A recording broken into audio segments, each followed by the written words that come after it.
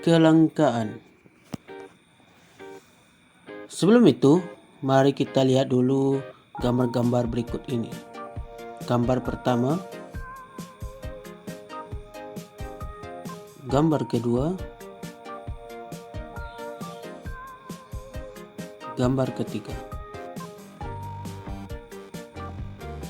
Nah, mungkin dari para murid sekalian menanyakan apa sih itu kelangkaan dan bagaimana faktor penyebab dari kelangkaan. Nah, yang pertama, kelangkaan dari segi pengertian. Menurut Lionel Robin, kelangkaan adalah kondisi di mana manusia memiliki sumber daya ekonomi yang terbatas untuk memenuhi kebutuhan yang tidak terbatas. Secara sederhana, kelangkaan dapat diartikan sebagai terbatasnya sumber daya sehingga mengakibatkan kebutuhan manusia tidak tercukupi. Contohnya,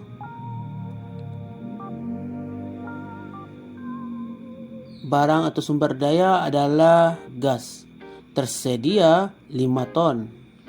Sedangkan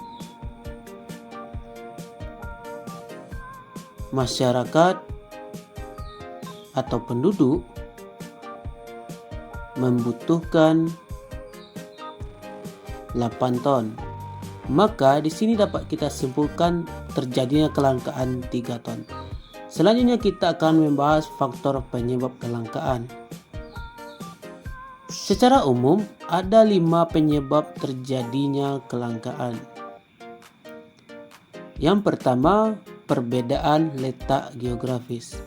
Hal ini dikarenakan sumber daya alam yang ada di bumi tidak tersebar secara merata.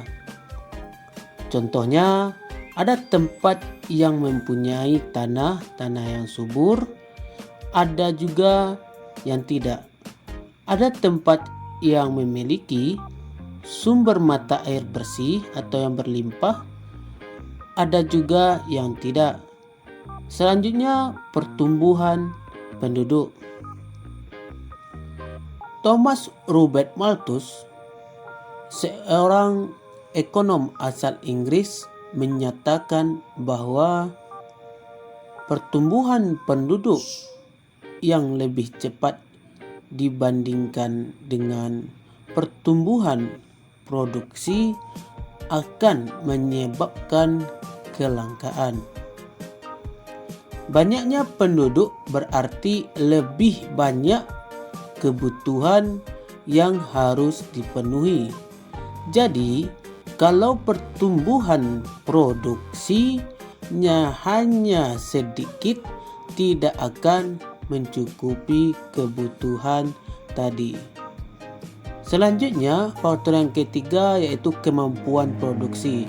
Faktor-faktor produksi seperti contohnya tenaga kerja, sumber daya alam, modal, kewirausahaan yang kita punya tidak akan sama kemampuannya. Alhasil, tidak semua kebutuhan akan terpenuhi. Selanjutnya yang keempat yaitu perkembangan teknologi. Di negara maju, perkembangan teknologi terbilang lebih cepat dibandingkan negara berkembang.